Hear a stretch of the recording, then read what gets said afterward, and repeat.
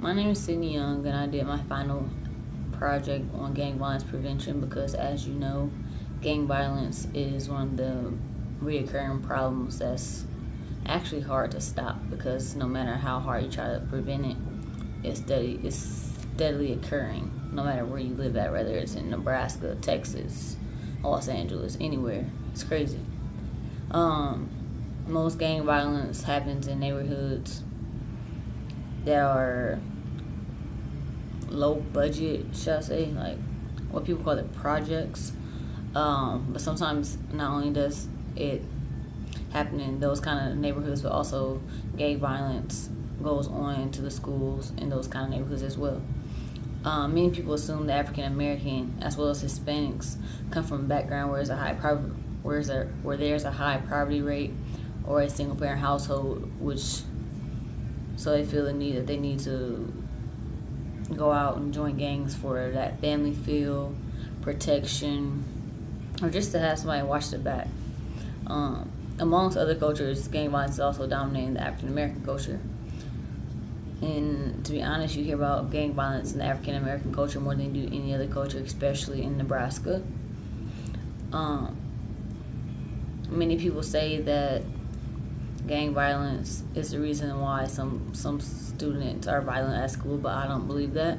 Are there ways to prevent gang violence? Of course it is, just like it is anything else, but how do you do it? And this is how you do it. Or many people will say, oh, just get them a job, keep them busy, keep them out of the streets. But I feel like not only, okay, you get them a job, then it's not going to do anything. Because when they get off work, they still have time to go and do whatever they want to do to be part of that gang. I feel like you get the family more involved and do more activities with their families. You put them in the big sister, big brother mentor programs. Put them in boys and girls club programs such as after school activities like tutoring and sports, just extracurricular activities. Things kids love to do. And sometimes jail isn't enough to discipline the youth involved in such negative activities because it's like, okay, they sit in jail for a year, maybe 5 years, depending on the crime they did. They get out and then it's right back to it. So them sitting in jail really didn't teach them much of a lesson.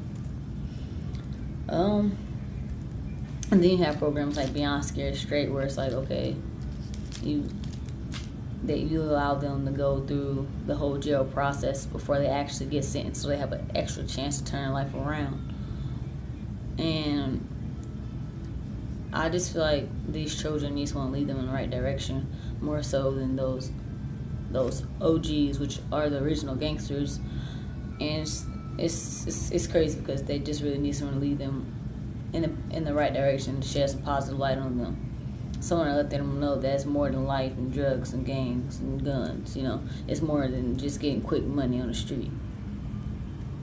But research says that many youth join gangs for the family feel because they're lacking the attention, or they're seeking the attention that they're lacking somewhere else.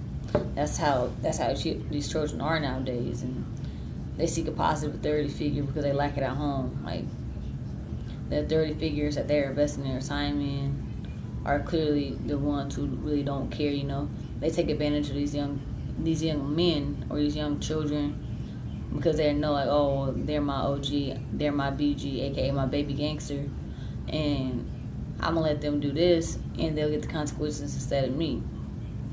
It's simple. And there's a lot of people that argue, like, okay, just if you think about that, a lot of people may argue that no matter where these kids come from, whether they come from a single parent household or they grew up in a rural area where it's not too many things for them to do, they make it a big deal. So they'll say, oh, you put them in those after school programs, but that won't work because they'll still be out in the streets. They can have a big brother, big sister program. That won't work.